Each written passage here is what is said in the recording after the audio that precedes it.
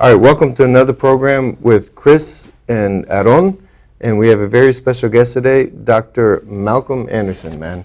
Thank you for coming. Thanks for having me. Aaron? Thank you for being here today. It's really a freaking amazing program. You don't want to miss anything about all the topics that we're going to talk about. We have no idea what we're going to talk about, but it's going to be great. Amazing. Yep, Freaking amazing. So, but let me introduce Dr. Anderson. Yes, please. He has been my personal therapist for almost 2 years. I think in August is 2 years. You've been doing this gig for 20 years? Yeah, or so. 20 years or so? 20 years or so. Okay. He's got amazing insight. I've learned so much about myself. We had a program a few weeks ago, I think, about mental stability, depression. Obviously, we are not qualified to talk about that besides Actually, the fact that we are... We were talking about suicide. We started to talk about, I don't know if you remember that 2 weeks ago, a Salvadorian guy just jumped from the bridge and died.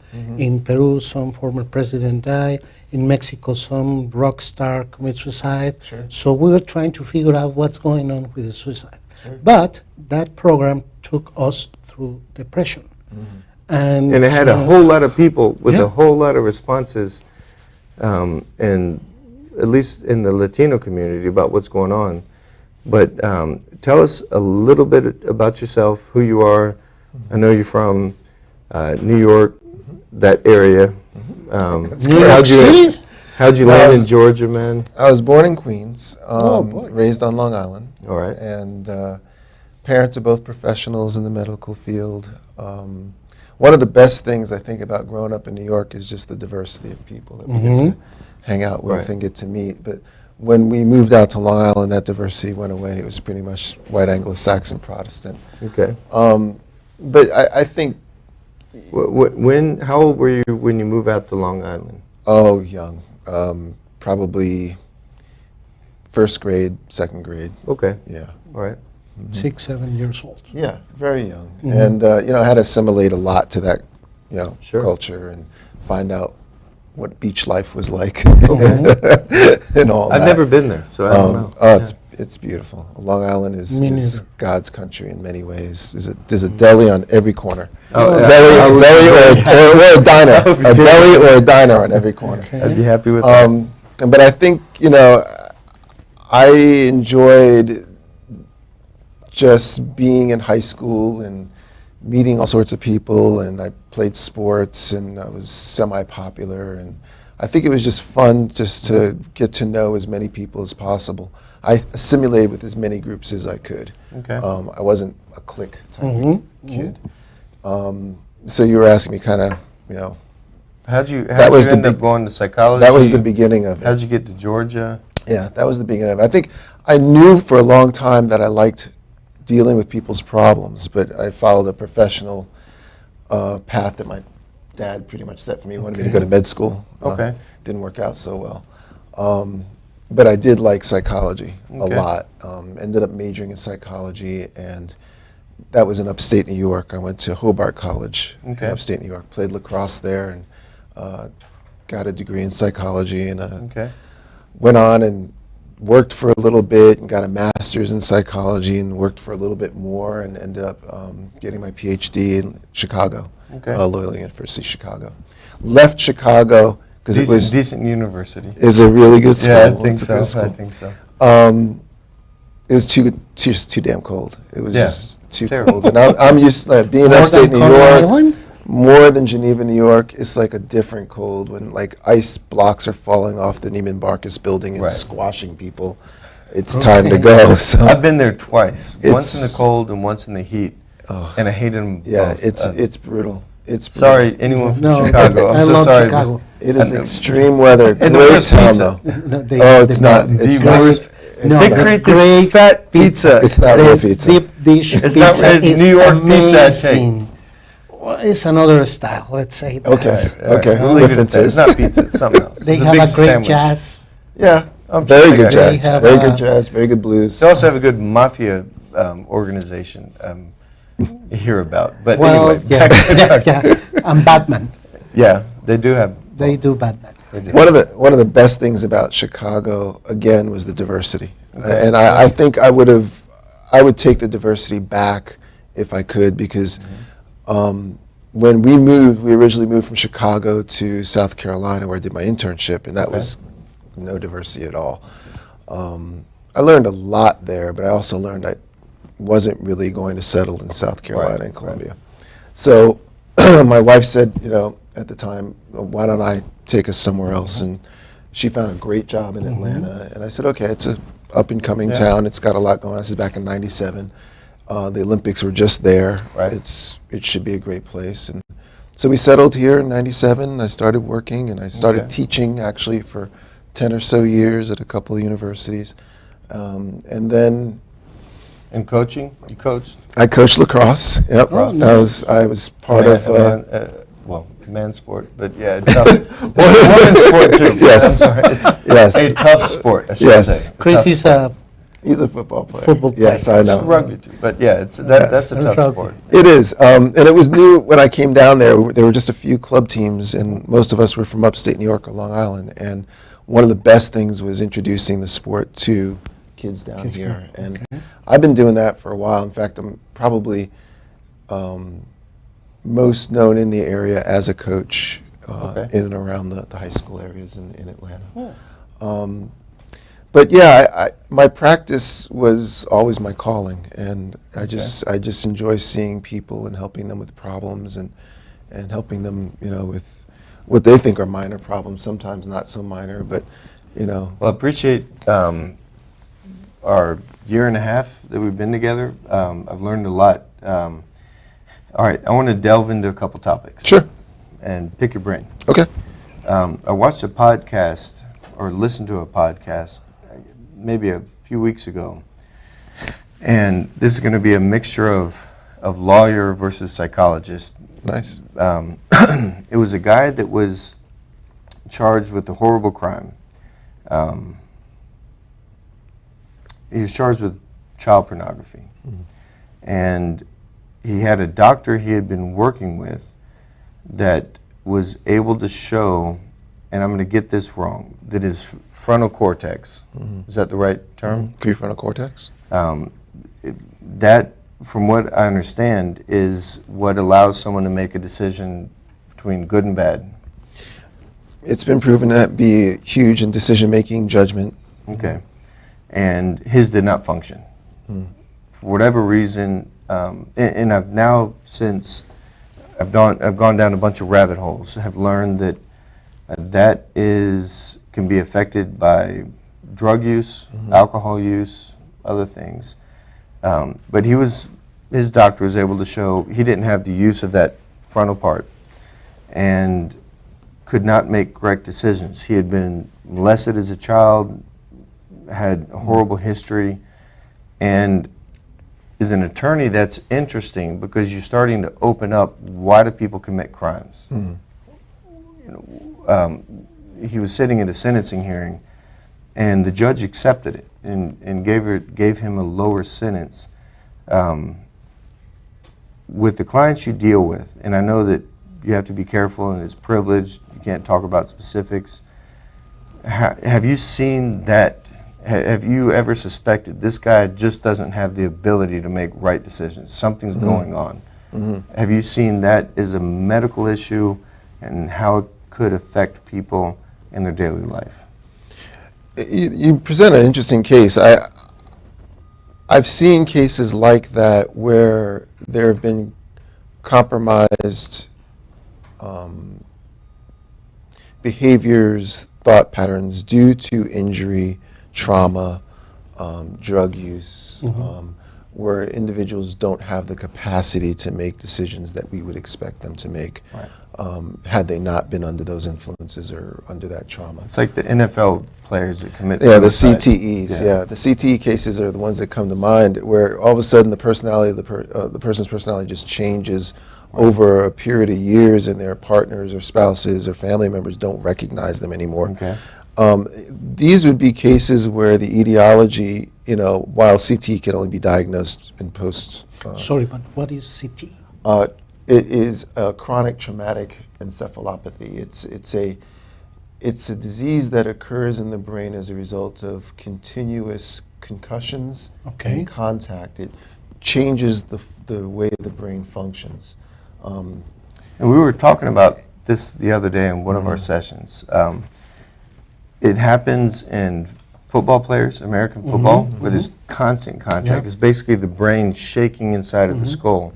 But it also happens in soccer a lot, from either people jumping up to head the ball and bouncing heads, or the ball just bouncing off. Or collisions. Collisions multiple collisions in any case for the human body is not good for the brain. The brain sits in a fluid-like substance inside your skull, which is hard. Okay. And if the brain is soft and it's moving and shaking and bouncing against the skull, it's going to shear connections, neural connections that are very important for decision-making, emotions, things like that. So multiple injuries such as that you would get in a CTE or multiple car accidents or multiple collisions or concussions can affect one's thinking, judgment, decision-making, etc. That certainly would be part of a forensic psychologist's path of etiology that they would want to prove to show that there's been a change. But as you were saying, and sorry to interrupt, you can't prove it until they're dead. Right. It's upon That's the problem. autopsy. But back on the law school in Mexico, when I was taking criminal law, there were some theory about some Italian guy, Cesar Lombroso.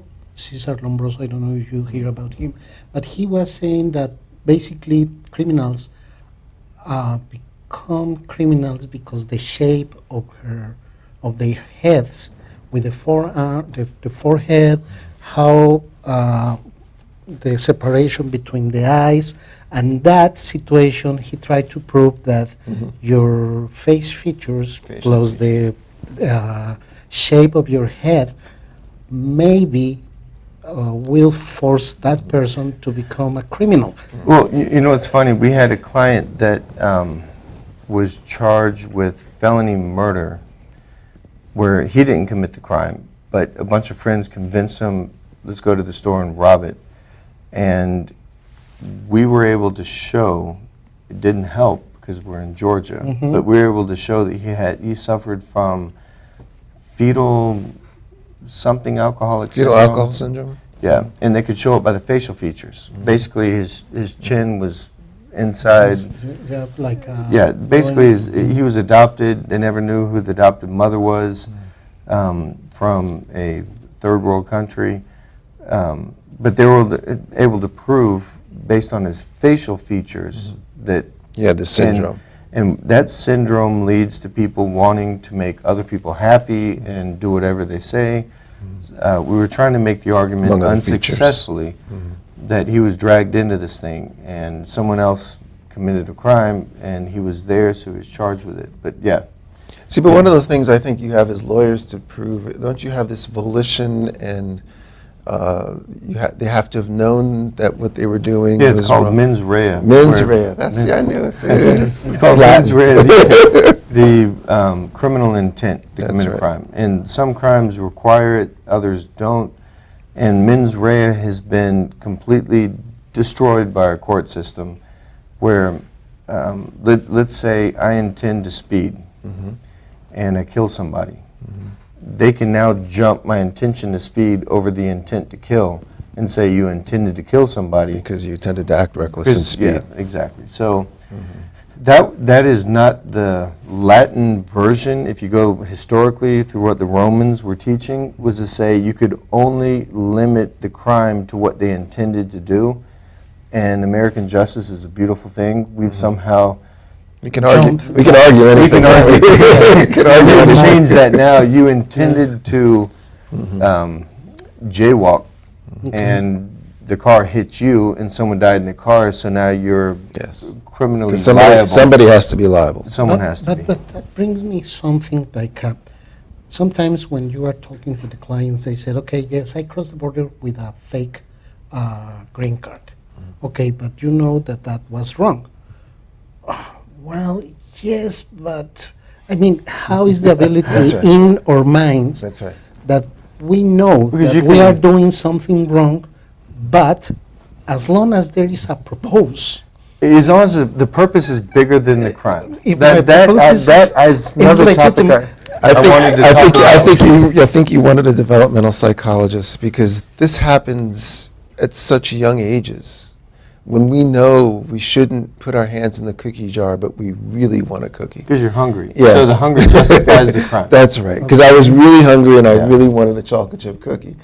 The other part is even as we're children, we actually understand what the punishment will be and we weigh it probably somewhat consciously to what the crime is. Like, okay, I'm going to get Right. timeout, but I'm really going to enjoy that cookie. So the cookie can be right. I'm Yeah. really going to enjoy that cookie.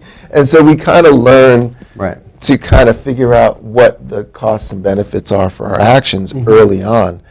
And then when life gets more extreme, you know, it becomes something that we're rehearsed in doing. We are rehearsed at weighing the costs and what we'll get away with and what are the chances or that I'll get caught and Cheating on a spouse, everything. illegal drugs. I mean, cheating yeah. on jobs. Cheating in jobs. Yeah. And for some reason, sometimes that kind of behavior thinks that they are above the rest of the world, and I can do whatever Yeah. until someone catch me up, and then I start to spread fault around my. That's right. Oh, it's everyone else's situation. fault. That's Yeah. right. No, it's not my fault. That's right. No. I just got caught. Yes. Yeah, it's not my fault. It's like cheating. I'm so sorry, babe. I just got caught. But you're not really sorry. This You is just got caught. This is the biggest. I think one of the biggest issues we have with accountability as just as people is, like you said, we can argue anything. In many ways, we are able to argue anything as humans. Does it make rational sense? Probably not. But will it get us out of trouble? Most likely. And if it does once, we're likely to repeat the behavior again because it was reinforcing. So That's the issue with parenting. yes, Right? I mean, is to make sure I'm not enabling my child to go through their life, a life of suffering, because I teach them, you beg enough, you cry enough, it's going to be okay. That's right. Because they continue to do that. That's right? that's what they learn. But it's so rough when you're sitting, when you're sitting in Target and you have a crying child to say, okay, fine, I'll buy you the chocolate. But ultimately, that's the lesson. They- So I two went the lessons, other way. two lessons are I learned. told him, hey, I'm going to get you a chocolate before you even cry. So, which I'm going to avoid you begging for it, because if you beg for it, it's too late. But if I That's offer true. it to That's you, a good point. Yeah. But yeah, it's the lessons are learned both ways, right? So the justice system learns, or the person that's punishing the child or the punishing the person learns one thing, that if we don't punish, this behavior will happen. And the person committing the crime learns very much what the limits are of the justice system that they can get away with. In any act, two lessons are learned, and for the person we're talking about that knows better, not person with CTE or any kind of compromise, they learn ways to get what they want and be reinforced. Right. And once it's like gambling, if you win, you're going to play again. So if you get away with it, or you hear stories that somebody got away with it, this is how they did it, and it works for you, you're going to do it. The addiction Right or of wrong gambling rolls out. The addiction of gambling is a rough one, because I finally I learned. suffered your addiction. For I know. Yeah, in Vegas. He gonna tell you. I'll tell you the story about Scary the Aaron story. Yeah, story. scary story. A few years, 3 years ago, we were 3 in years Vegas ago, together. yes, we went to Vegas. So I have a philosophy about gambling, which is go big or don't go. And it's proven to be fruitful and proven to be horribly That sounds about right. horribly wrong. But Aaron is one of those guys. We're sitting at the blackjack table, and he had his stack, a couple stacks. I think we're doing 25, Yeah. $10 chips, 25. And Aaron would do one at a time, would lose sometimes, win sometimes. You see his stack was starting to grow. And I would take half a stack and put it down, and then double that one, and lose that, or win, or whatever. And so I kept telling Aaron, man, Go big. go big, man.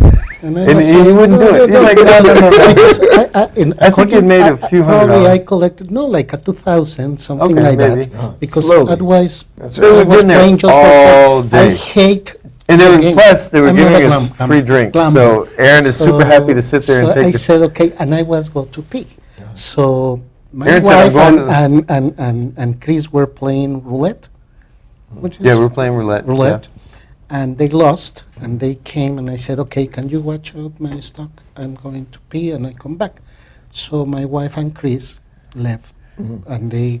But he took left my me a stock. stack of money, and I told Lupita, his wife, I said, "All right, I'm going to show you what Aaron could have done with his money." Uh-oh. And so Aaron went to the bathroom, and I put half the stack down, lost that, and I said, "It's not a problem. The next one we're going to win."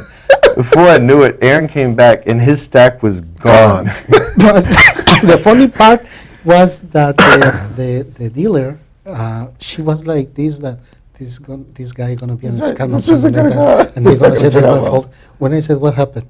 And my wife said, we lost. And Chris, oh, we lost, man. And I started laughing. Because, I mean, it was... It was Yeah, it's already legitimately playing funny. for fun. It was already so, playing for so fun. when I saw the lady that The dealer? the dealer, she was like with relief that Yes. everything was You under weren't gonna get control. upset. that- Yeah. But I mean, You should have gone back and was- said, "Hey, I didn't authorize them spending." Yeah, Oh, then yeah. I would have gone to jail Yeah, for. but it was for stealing. fun. But let me ask you something, Sure. because even when you grow up, I don't know why society tried to educate you with guiltiness, such as eat your food. You don't know how many African kids are dying because they don't have food. If you have success, is maybe because you kiss the ass of your boss, no, and Or you did something you shouldn't have done. to have success, yeah. but the point is that a lot of things is because you feel guilty. Your Or religion. or Oh my God. religion or I mean, religion there's- or you- relationships. You were born with the original sin. Born with sin. Born with Yes. sin. Yeah. So why society try to make us feel guilty? Is that all healthy? the How do you freaking time? overcome it? How do you? Guilt and sin makes us fearful of doing wrong. Okay. The reason why it's there is to keep us from doing wrong. It's to plant that wonderful seed in your head to say, if you do this, something bad will happen. So whenever you're guilted or feeling guilty, it's because of a parental message or something you heard. Right, like, right, you right. know, please eat all your food, right? Do the right thing so you don't have to feel bad about it later. That's the whole point of guilt. So if you're guilt-ridden, you're more likely to be, the idea is you're more likely to follow To the get in path. line. Follow the path, cause no problems. Now, I don't want this to become a religious discussion, but Let's make it a religious most discussion. doctrine are written not with regard to the Ten Commandments, what you should do. The Ten Commandments are built upon what you shouldn't do. They're about avoiding, avoiding making mistakes and avoiding. So most of what we read in, I don't know, any rule book or whatever is about what you shouldn't do. There's very little telling you The criminal. what you should do. It just teaches you how to avoid getting in trouble. The criminal code is things you shouldn't do. Yeah, it's all. Penal code is about how not to get in trouble. Yeah, So exactly. my issue with I have this ongoing debate in my mind about religion because we've talked about this and we've talked about this Yeah. on the program. I grew up Mormon, very religious, went on a mission. I take religion seriously. I know that religion does a huge amount of good, but historically has done and does today a incredible amount of damage, death, terrorism, inquisition. When the Christians went to Jerusalem to fight the Muslims, I can't remember, the Crusades.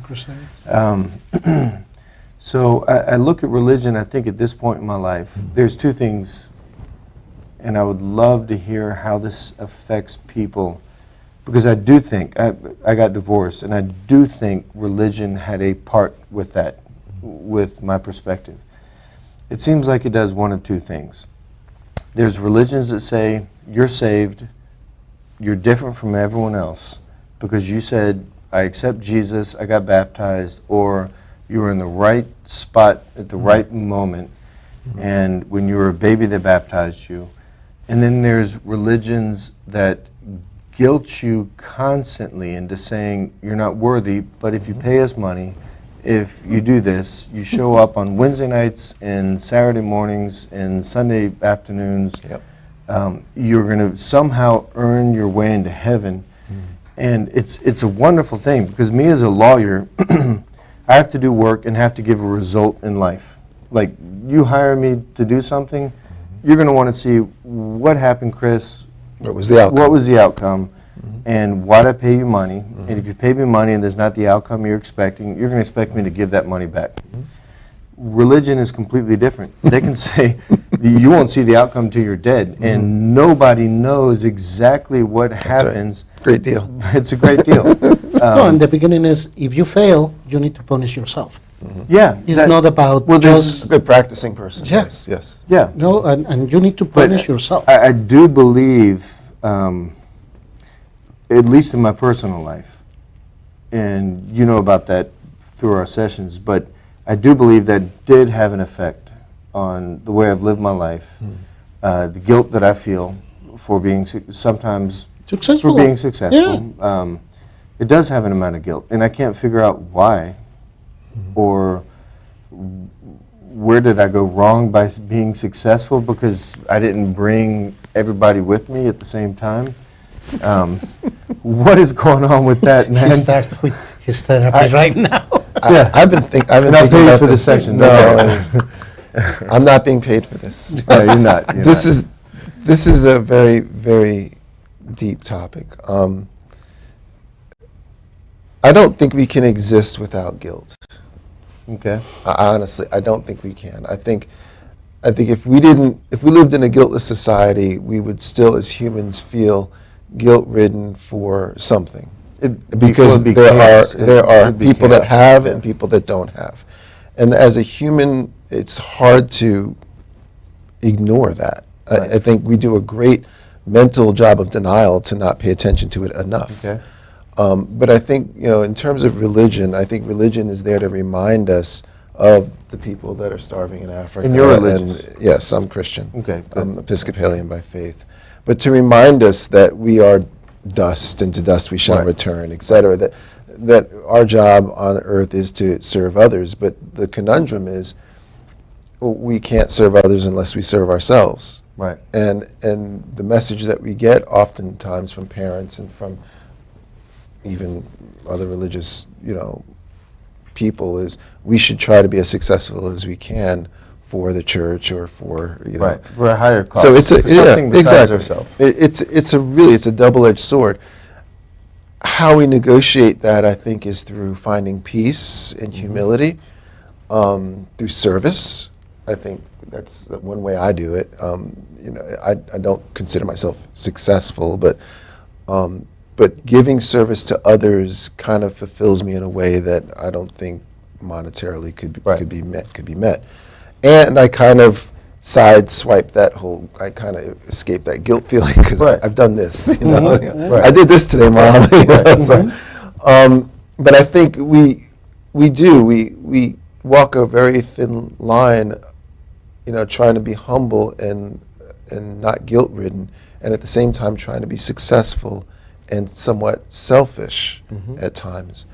One of the areas that I absolutely find this challenging now is in terms of personal time and peace. Okay. Like selfish with time, not money, not what we give, but with just selfish with ourselves. Right.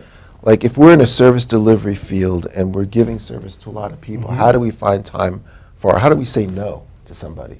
No, I can't. I have to find time. I have to restore. I have to take care of myself. I have a horrible time. And when we don't, we feel guilty because, you're supposed to be there for me. I asked you, I called you. And even if they're not calling, we're feeling guilt like, man, I should help them. I should help them. Right. We're trained to even give. In my situation, it's like, who am I to say, no, I won't help you, when I have the tools to do it? Tools, resources, maybe not the time, but you believe you do. And, No, get because accustomed to giving. the time is, you know what, I can skip dinner with my That's right. daughters, and I could do this. I can take personal Yeah. time away to give to you. But that has a cost in and of itself over time that you Yeah. can't get back. Obviously, yeah. That's where I think we really suffer as just people, is we have not done well being selfish about our own time and finding peace. Okay. And we get, I'm going to use a fancy term, passive aggressive about it. When we have to, we get angry, we get divorces, we get away from me, we push people away, we fight in some kind of inhuman way or unkind way for our own peace. At least in my case, it seems like I save up all that resentment and then let it explode.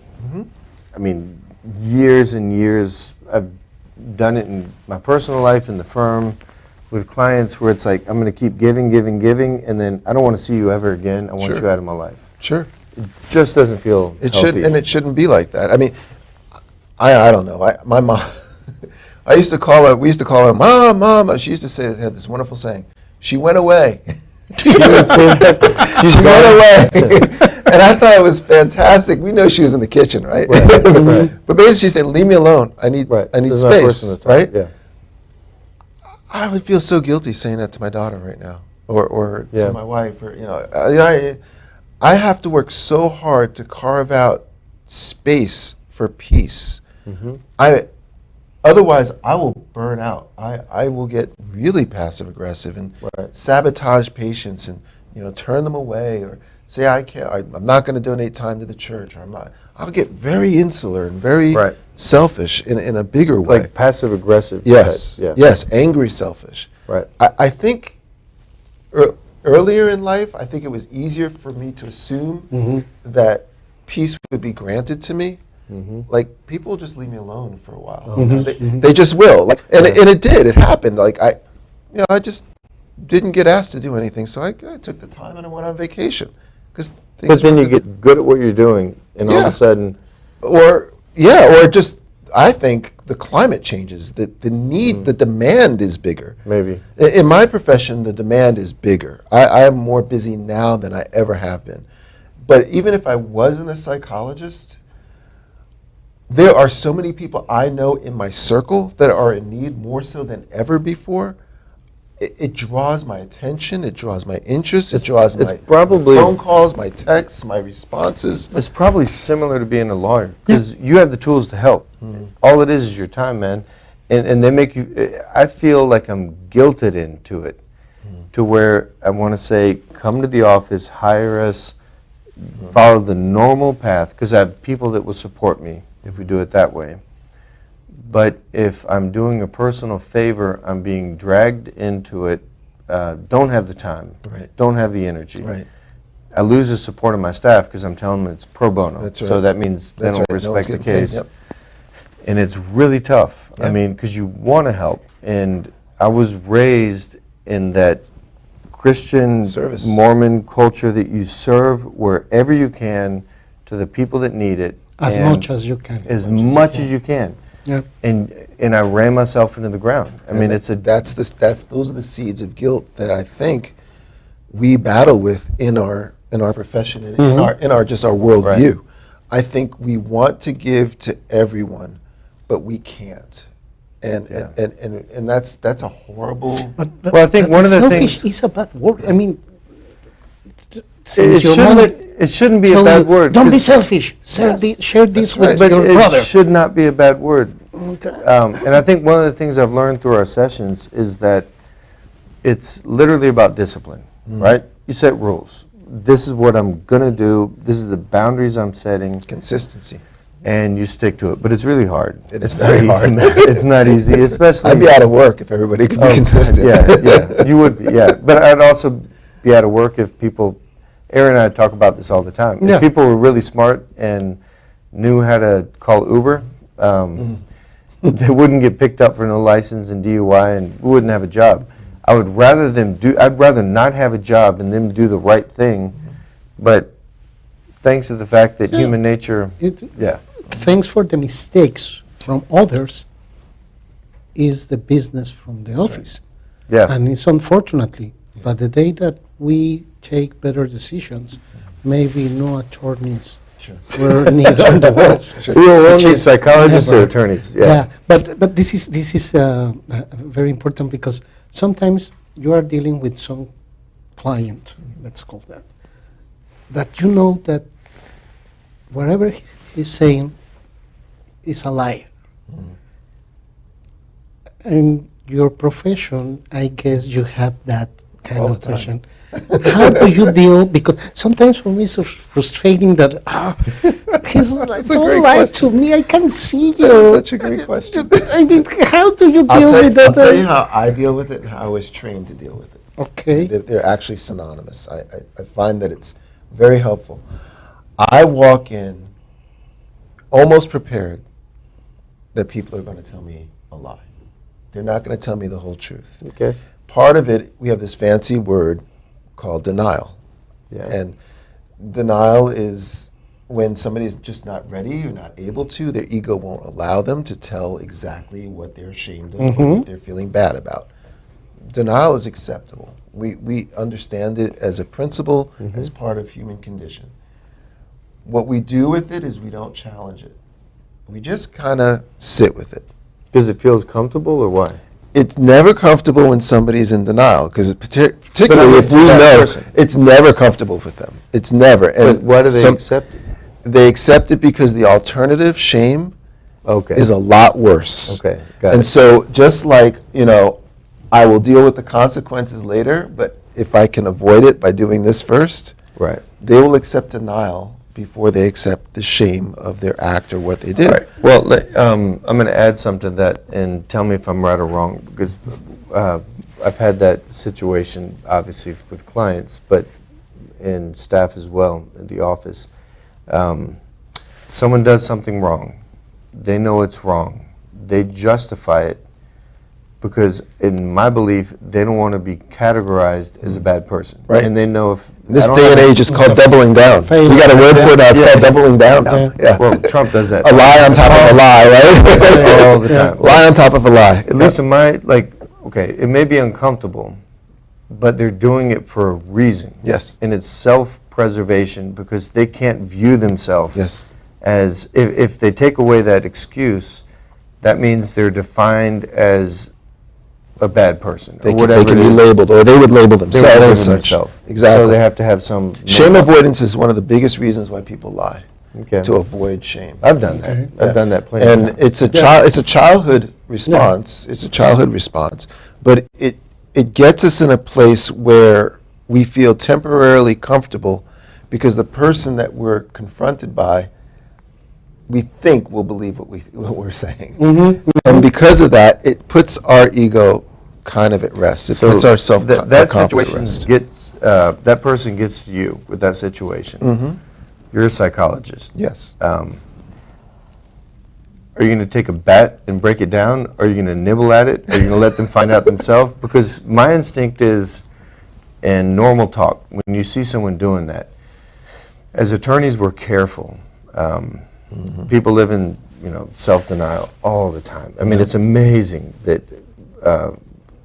But Jesus, amazing. we don't judge people. No, we cannot we don't judge judge clients. them, but we'd also lose every single client if I took a bat and knocked sense into them. We can judge. So we tend to let the system work itself out, because I'm not a psychologist, so I say, you have this problem, you feel justified That's with right. what you did, that's fine. I'm going to charge this amount, and I'm going to try and help you legally, not psychologically, because that's not my job. Right. I'll let life teach you. I'm just trying to handle your case legally. But if I was their brother and I was watching that, I would tend to want to take a bat and knock it down, which I know doesn't work. Nope.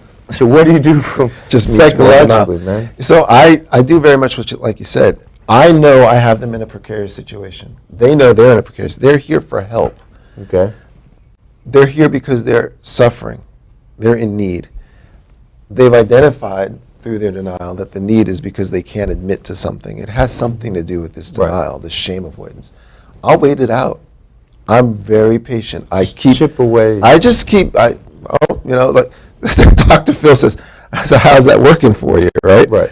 It's his way of casually confronting the denial, casually confronting So you just let that them thing. figure it out But on their own. over and over, I go back to kind of what they said. So this is because of this, right? And they go, yeah. I go, okay. And I just kind of let them just kind of talk it out over time. And Give them some rope. sooner or later, they realize either they're going to confront the denial or nothing's going to change. So that means that you guide them to try to find. Well, I know what he does. He asks the right I'm question. giving away trades of my secrets of my trade here. Actually, all right, so it's interesting. In law school, in the States, it's done differently in different countries, but in the United States, they call it the Socratic method. Yes, that's exactly right. I'm not going to give you the answer. Yes. I'm going to ask you questions until your brain figures it out on your own, which is very effective. And I've done that with my daughters. I love when they give me a dumb question. And I say, well, what do you think? Well, that made sense to you? No. And you keep going down until they find the right answer, but there's a mental path that took them there. I feel like that's the psychologist. I count on two things. I count on grace Okay. working, that they can be graceful with themselves if I'm graceful with them. If I'm graceful with them in terms of, following their pattern, not bursting that bubble of denial, not judging, then eventually they'll be graceful with themselves in understanding that, hey, this was a mistake. It works, man. Your method works.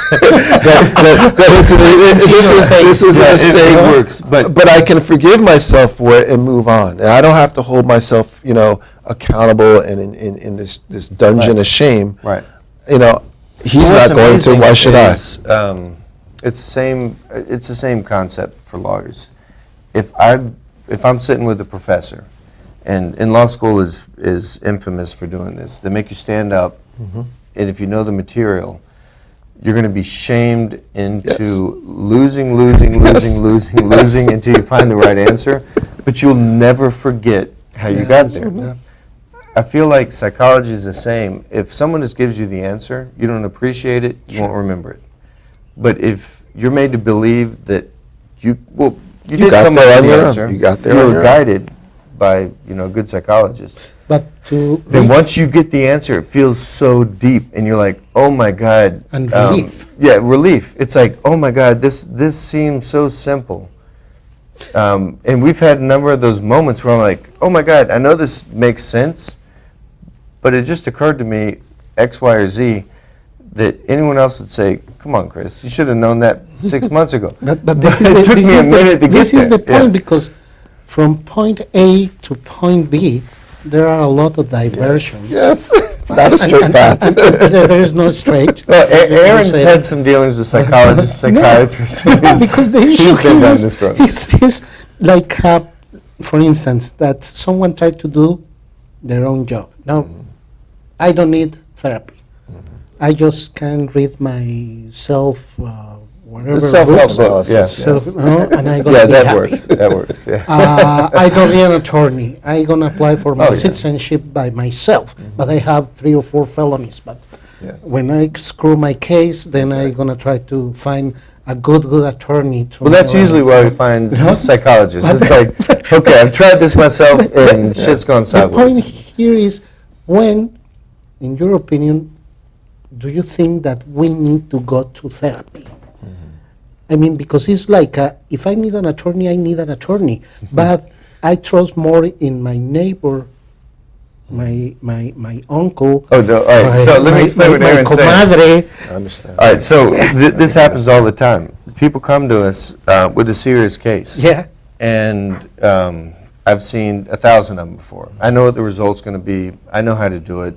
And it's not because we're anything special. Just seen it 1,000 times. Easy. It's like I always use this example with clients. If I have a Mercedes, why would I go to a Toyota mechanic when he's never seen a Mercedes? Just go to the Mercedes mechanic. He's done it 1,000 times. And so they come to us, and literally the answer that we have is not what they want. Right. So they fight us, and they say, but I talked to comadre. That's Right, that. comadre, yeah. I talked to the lady next door, and she said no. And so it took me about a decade to get this answer. When you tell me that, I say, perfect, hire her. She knows what That's she's it. talking about. That's right. She'll fix it. Don't fight the Yeah, resistance. no, I'm not fighting it, but I told you, this is They'll be the way I back. do it. Yeah, you'll be back when it's They'll be all gone super fucking wired. And it's better that they come back on their own, not with their tail Yeah. between their legs, but with now education, they need wisdom. help. Yeah. And now they're ready to really work. I do the same thing. I let life work for me. If you're in denial and you're not ready to work, you'll figure that out. You'll Right. fire me. You won't come back. Right. But But you'll be back eventually- when you're ready, Or or a you'll different find psychologist, or find but- somebody yeah. for whom you're ready with. I'm not trying to fight that. If I do, then I'm not doing them. I'm not giving them the autonomy that they deserve I to make their own decisions. And I do look at psychology as when you're diabetic and 100 pounds overweight, and you're thinking, at what point should I get a dietitian? Maybe I need someone. I mean, because I've read 1,500 books and none of them have worked. Yes, Maybe you need to get a personal trainer, a dietitian, someone to help you. You're not understanding the concept. I look at psychology as all of us inherently have. Well, let me back up. This is going to get weird for a sec. Okay. Let's take it to the next. We're basically chimps. Okay. I mean, we evolved from chimps. Let's set aside religion and that somehow magically 7,000 years ago the world was created. All right. Evolution theory. Evolution. We're It's not a fungus. theory. Evolution. The fungus theory. Yeah, we came from fungi, but we came from chimps. And we're essentially chimps running around the world, flying planes, going to the moon, shooting out satellites, and doing really weird stuff. And assume that since chimps are still in trees running around, somehow we're amazingly superior. That I don't buy. We just learned a few tricks. We learned to communicate. That's essentially the difference between us and chimps. We can talk. And then from there we can write a letter. Then from there we can write an email and text. And we can go to Google. We just learned some tricks. We come in this life, in my belief, with so many issues, from the way our chimp parents treated us, our chimp friends treated us, the way we treat ourselves. And I think that we have this concept we're some superior being, so naturally everything I think is correct, everything I do is correct. I don't need help mentally. We go to a doctor when we have a heart attack, that's it. We wait till that moment. We could be, like I said, dying of diabetes. I'll finally get that dietitian. Sense of omnipotence and Yeah. a sense of denial Well, of the our fact is, we don't have to wait till we have existence. diabetes and are overweight. We can get a dietitian, or we can at least have someone explain to us, self-educate. We don't need a psychologist. I waited till I was running through, and Aaron and I have talked about this. He's been through 3 divorces now? 2? Yeah. Okay. Well, Let's keep technically three. Let's keep it at 2. It's rough, man, and I never thought, honestly, I should have been 10 years before that with the issues I was running through. So I think a lot of people, and this is one of the things we talk about in the Latino community a lot, people suffer depression. Just because you're a construction worker doesn't mean you suffer less depression or less anxiety than someone that's, in the tech world or a CEO. They need access to the exact same doctors, psychologists. They need the same help. But there's not a mechanism for them to get there. They don't know. They don't know how to get there. Culturally, they don't know. Culturally, they don't know. And that's the big message is, man, if I had known, because 10 years before I saw you, there was a stigma. If you're going to a psychologist, you're weak, there's something wrong with you, you're nuts. And I probably could have saved myself from a lot of heartache and problems if I had done that a decade earlier.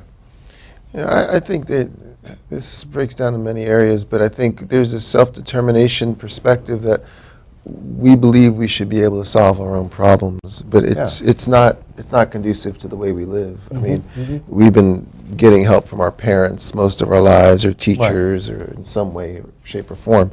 Somebody's been helping us along. We've just deluded ourselves to believe that we did it ourselves. Right. But especially if something's so shameful or so problematic that it prohibits us from sharing it with another person. That's the one I get run into a lot, particularly in the African American community. Is in the just Latino community, sharing something so shameful, or Yeah. as like a divorce or a It's the problem. same. It's just the difficult. Latino community, It's when I difficult. started telling the guys I work with in the office, I'm going to be an hour late, I'm going to see my doctor. What's wrong with you? No, it's my psychologist. Oh, well, now what's wrong with you? Like, you got a head problem. And I think, and that's why I was talking about the chimps, it's the chimp mentality of you're supposed to swing from a tree, you're supposed to work, make money, provide, and you can't problems. have No any problems. problems. Yep. No problems. And it doesn't work like that. And I believe that 80% of the problems that we see in the office, from a criminal perspective, people that have gotten themselves, whether it's divorces, whether it's criminal, whether even in the immigration situations, could have been handled much earlier with a psychologist, not a lawyer. Right. And I think it's a lot cheaper Sure. at the end of the day. Much cheaper. I don't charge. I don't do billable hours even just by thinking about the case. If I was thinking about the case and charging, I would be like you. but no, it's actually. But you're right. I think it is the shame and the machismo, or whatever it is in whatever culture we're talking about, that keeps But it us is in from the black community. Oh, it's huge. It's in the Latino huge. community. It's huge. But for a long time in Atlanta, since before I got here, but when I got here, certainly I didn't see any black clients. Black people don't have problems, and if we have problems, we don't talk to psychologists. We'll talk to our priest or our pastor. And Or your buddy. I talk to my friend, but they realize it's not that working. it's not working, and there is some skill to what we do. It took me a Obviously, you have while. a PhD, and you've been doing it for 2 decades. But that's something white people do. It's not really. In the black community, that's the view. Black people don't do that. Now it's becoming more acceptable. I think in part because so many more chimps, to use your analogy, are having problems. Right. Yeah, So they're not it's becoming so well it's from the becoming a media blast that mental health is an issue, and it's not just those people. It's people I know, or myself perhaps. And I do applaud the public service announcements that go on that list symptoms of depression or symptoms of anxiety, because it makes it literally will keep people like that poor kid. I think he was 19 years old from El Salvador. Found out his mother was killed by the mafia. Jumps off a bridge and kills himself. I mean, I don't believe his mother being killed was the only reason. There were some issues. But, I mean, I don't know the case, and I'm not a psychologist, but there had to be something before that. And we were talking about this 2 weeks ago. Yeah. In the Latino community, when people are suffering depression, anxiety, they have 3 outs. Aaron talked about this. Yeah. And I was very impressed with what Aaron said. You have sports, alcohol, or church. And that's it. And so you go to a pastor and you say, they won't say I'm suffering psychologically. I can't get out of bed. I don't know why. I mean, they will tell you the symptoms. They don't know how to identify where it's coming from. And our fear is that, I think Aaron and I share, that we need these pastors of the churches to be trained enough to know, look, man, these are symptoms of depression. yes, prayer's not going to help this. And I think that's what happens a lot is, don't worry, man. We're going to pray about it. Go That's back right. to work. You're Yeah. okay. Say your Hail Marys and Yeah, Exactly. let me No, put my hand over your head and let's pray together. Yeah, let's give a blessing. And just Be strong, man. Really, Man up. really Man strong. up. because Man up. depression is not for me. And they need a list of people that will say, no, go to a psychologist. bad. Let's pray about it. Let's talk about it. But the other issue is that just every single change in your life provoked stress. Am I right? True. Okay. So now imagine that you left your family behind, your culture behind, your food behind, pursuing some dream in shape, and you are not in that way reaching that dream. Correct. So you are Because alone. you thought here. it was something that Yes, So but it's thought not. was something this it is wasn't. deep. And It's it's- not your and it's- even your language. It's cumulative. It's like adding books to a bookshelf. They don't go away. So each problem that kid had in his struggle to get here was just another book on the shelf. And each book takes up space that he had for hope or anything else he wanted to and it's have. being filled with negative. And being filled with negative things that he can't get off the shelf by himself. Wow. So the death of his mom, you might say, was the straw that broke the camel's back. It's that book on the shelf that he's never going to remove. He knows he'll never remove it. And there are all these other books on top of that that he can't get rid of. Stigmas. That's what creates Racism. hopelessness. And you look Yeah. at the future and there's no more room on the shelf, and you know more shit's going to happen. Right. You know more stuff's coming. Yeah. And so, I'll quit now. Well, Why and should I? that's been one of the biggest arguments I've had when talking about immigration is, so you have a husband that moves to the U.S., gets his wife to come here eventually. They have a couple kids. Husband drives without a license, gets deported, something happens to mom. Let's say mom stays here and is now taking on 2 or 3 jobs because the dad's back home. No father figure. Mom's not home. They're living in an apartment complex full of gangs.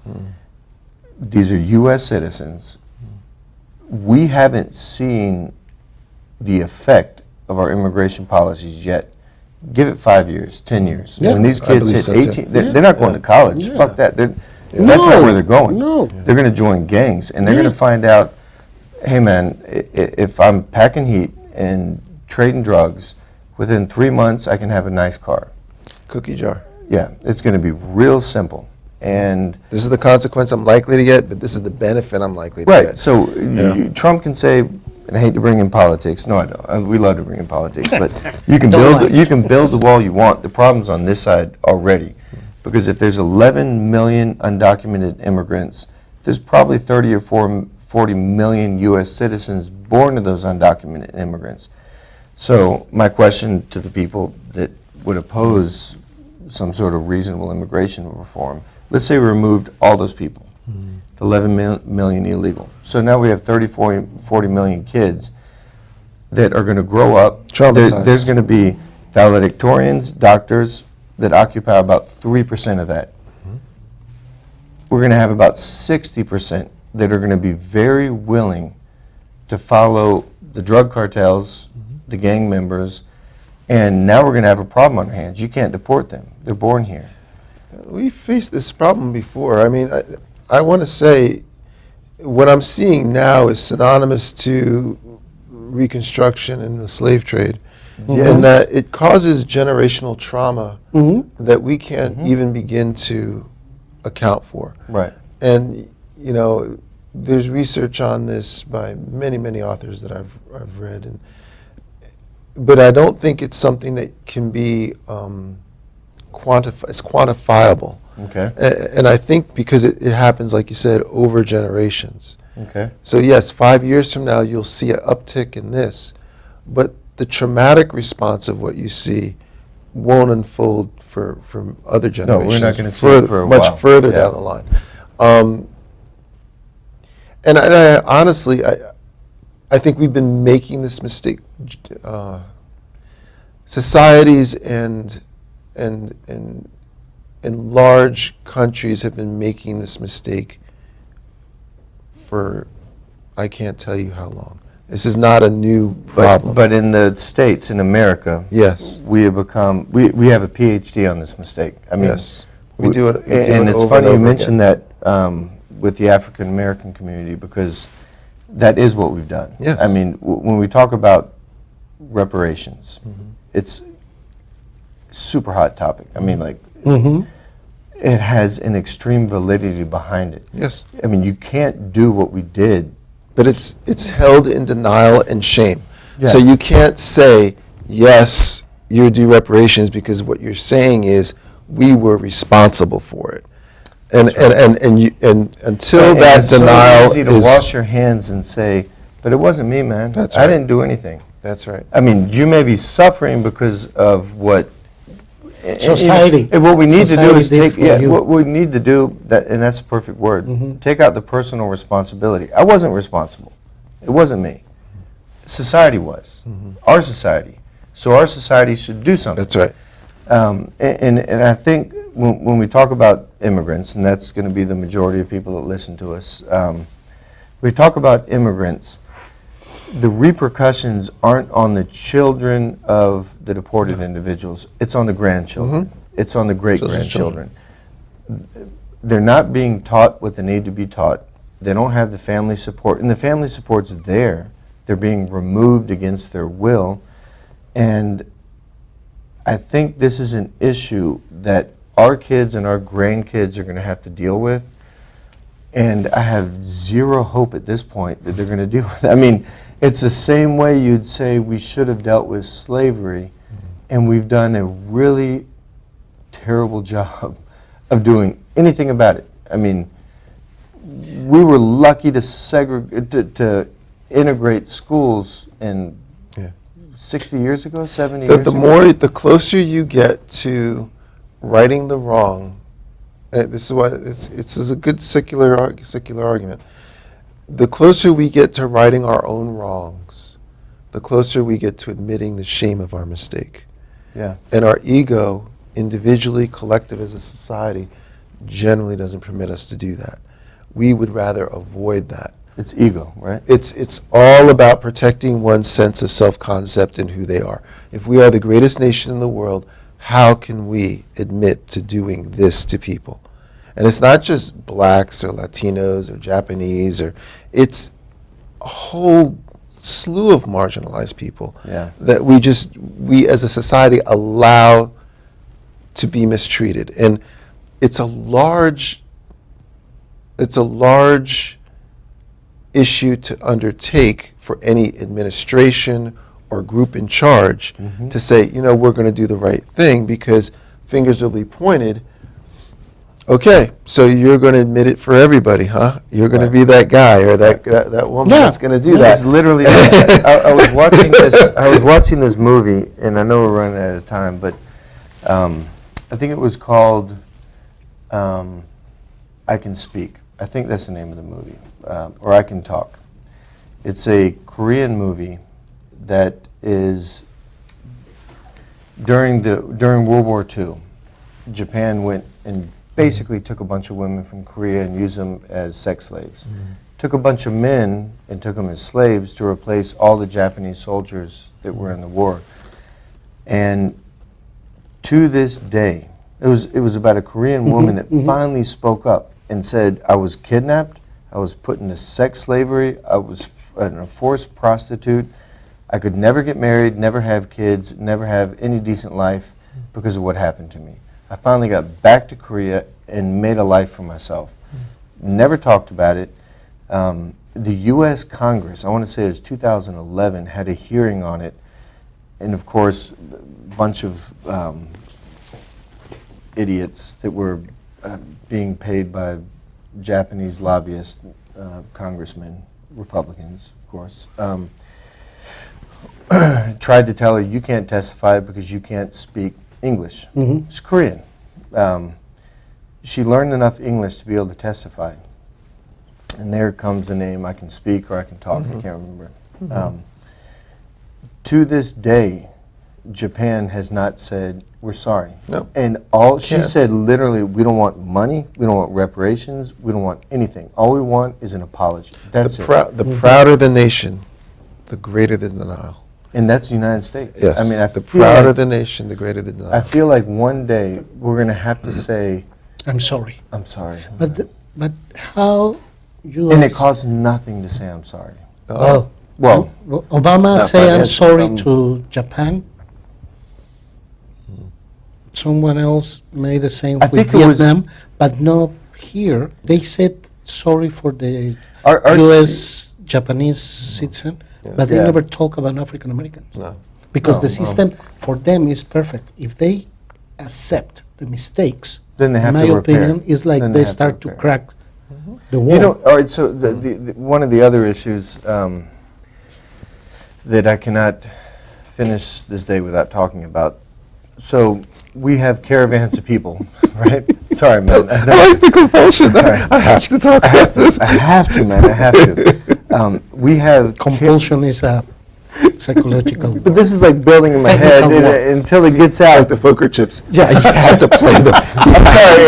I just waited for you to leave. It's all You were built taking up, too man. long. I had to play them. Yeah, that's that compulsion. All right, so Central America. We're getting caravans of people, at least according to Trump. There's a huge invasion. There is an uptick in people coming. Aaron and I have been on a few trips to Honduras, El Salvador, Guatemala together. There's an interesting thing going on. I think it was the 1960s, the U.S. government, I'm going to get this number wrong, but we went and tested syphilis in Guatemala. I don't know if you heard about that. I think they infected 100,000 Guatemalans with no medication just to see what would happen. They died off, and they were all in rural areas. Obama, I think it was Obama, it may have been Bush, that issued the official apology, and anyone can Google this, syphilis Guatemala CIA apology, and issued the official apology saying, our bad. We probably shouldn't have tested a STD on, maybe it was 10,000, I don't remember. God. But it was all in rural areas. So what happened was 10,000 people in a country like that, that's not that big, doesn't have a huge population, affected their agricultural community. Oh, sure. And so you're left with out a bunch of men and women being infected from the husbands, not understanding why, passing down to the kids. Then you have corporations like Dole. And Aaron and I personally went to the pineapple fields in Honduras. They've been there for what, 100 years? 220 years? Yeah. Literally raping what's there, paying the minimal amount, not building infrastructure, getting people to plant for the cheapest amount, using basically indigenous labor to get it done. We have the only military base we have in Latin America, Honduras. And guess what? Aaron and I have been to restaurants outside the base. You go order food, the waitress has green eyes. Why? Well, we know why.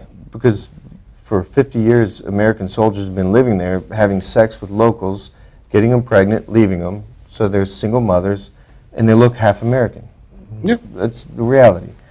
And all of a sudden, after having done all these things, and it's not Mexico, it's Central America.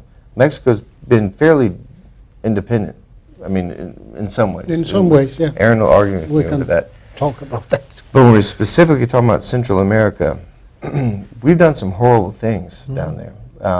Things that the country, it took us 60 years to admit to the syphilis thing, the CIA test they did. And now, all of a sudden, we're upset that their governments are failing, they're in economic strife, and coming to look for us for help. Now we turn our backs on them. Sure. We're assholes. It's the problem we created but don't want to solve. It's, it's Yes. asshole-ish. Yes. It's terrible. Had to get that off my chest. No, it's a common problem. It's here domestically. It's the problem. If you admit that you created the problem, and you apologize for the problem, the next piece is resolution for the problem in any relationship. If you acknowledge what you did, and you you apologize seeking forgiveness, your next step is to make some type of move towards resolution. It's what we've done in the black community. I mean, to put it in a blunt way, we participated in slave trade. We didn't actually send boats to Africa. We bought slaves from the Caribbean, from England, from Spain, and all of a sudden say they can't have an education. The men are enslaved, the women are enslaved. We had a civil war over it, and then we turn around and say That happened so many years ago. How could you? But it wasn't even that many Yes, years ago. It wasn't. It was. I believe me. I have this conversation with some very dear friends of mine. It's what we were talking about. It's a generational effect of trauma and fear and distrust and lack of education and lack of privilege and all of that. Go to South Alabama, it's and the they problem actually we may created. still be living what we think they got out of 50 years ago. But even now, we were talking about the way that we dress. Yes. Why we Jacket, no jacket. feel like a jacket, no jacket, tie or no tie. Credible, not Maybe credible. for you and I, it's more credible. You're if minorities you and I'm appear. white, so I don't have and to you're wear a white. coat. You can use your. No, I mean, it is kind of true. I mean, it's and that provokes some kind of separation between the society. And even with the speech about separation of races, the separation right now is so deep Sure. between the community. And when And- I talk and, about communities, everybody. now I remember, Aaron, sorry to interrupt. I'm on an interrupting special today. But we've talked about this so many times. Why aren't the black and Latino communities together on this? And they're not. Yeah. They're not. They don't support each other. No. The blacks generally distrust Latinos. Latinos distrust blacks. They are the perfect match. They should be together. They have the same plight. They have the same fight. But they're not together. No. And I don't know why, but Yeah. it should be. So, If I stuck my hand in the cookie jar and I took something I shouldn't have gotten, and my sister did the same thing, and we both have to survive with our own punishments, am I going to join her and help her with her punishment? No. I got to deal with my own. yeah. I got to deal with my You're own right. first. Let me ask you And, something. and honestly, this is a survival issue because we've been placed in a survival status as groups of people. Right. We're trying to survive first. If we can survive first, then we can help. And Okay, it makes seems like a full circle There's a comedian. conversation. There's a comedian that talked about the totem pole, and he said, "Thank God 9/11 happened because he was a Latino." He said, "The blacks were above us. Then it became the Mexicans when they wanted to deport us. But thank God now we have Arabs to go underneath Is us." this John Leguizamo? I think so. I think John I was Leguizamo trying to said remember that. who it was. He's so clever. Yeah, He's very it's clever. like, well, there is a totem pole, and it's unfortunate. It shouldn't be, but Yeah, It's it's yeah. unfortunate, but I think in the idealistic world that should happen, and that's where the leverage lies, at least in terms of reparations and doing the right thing and cleaning it up. And we actually have the resources between the communities to do that. I think that's perhaps why the House of Representatives is more diverse now, and the Senate's going to become more Right, diverse. right, And right. I think they're starting to see that. I think so. That might be a nice picture for us to live by. But it'd be nice. yeah, we'll see. You know what? I'll end my comments on this. I was talking to my middle daughter, you know her, Carolina, and we were talking about she's trying to become or wants to become a marine biologist, and she read an article that unfortunately and sadly it breaks my heart, but the Great Barrier Reef may have reached the point of no return, to where they cannot grow enough coral to make up for what's being lost because of the warmer waters. And anyone listening that doesn't know about it, I challenge you to research a little bit about global warming, what's happening. And she said, "Dad, I think this is fixable. They say we have till 2030 to fix this. So that means if we can do this and this and this." And I was like, babe, I know, I'm with you. We could go electric tomorrow. Every car produced should be electric. We have sun and solar, all this stuff. But it's not going to happen politically. It's just not going to happen. Look who's our president. And I'm going to use bad language to explain what she said. She said, Dad, fuck the old people. Yeah, it was As soon as they wise. die off, Yeah. my generation can take over, Yeah. and we'll fix everything. But those old guys got to go. But you told her, you said the same thing.